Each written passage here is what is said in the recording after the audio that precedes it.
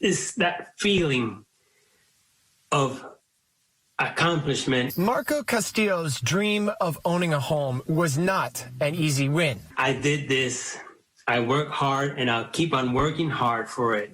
When he applied for a home loan at the start of the pandemic, interest rates were in his favor, and he was part of a rush to apply for a new home loan or refinance an existing one. Doubts were always popping. Is this guy going to be able to pay for his home? Are we sure that it's working?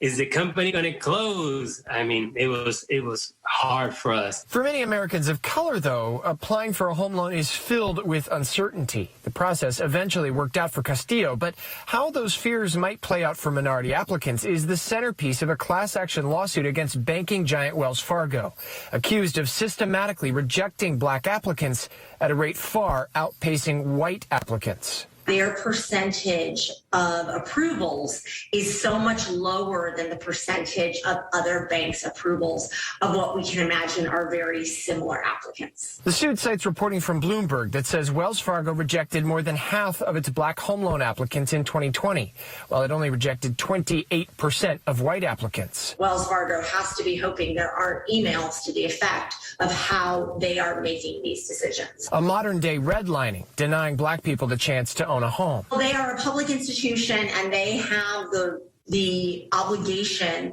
to treat the public fairly. The suit even says the bank was more likely to approve a white applicant making less than $63,000 a year than it was a black applicant making between $120,000 and $168,000 annually. They're going to say, no, it has nothing to do with race. It has everything to do with these set of risk factors that we were finding for these particular applicants, but not for these particular applicants. The bank didn't respond to Newsy's request for comment, but told the New York Times it uses the same criteria for applicants of all races.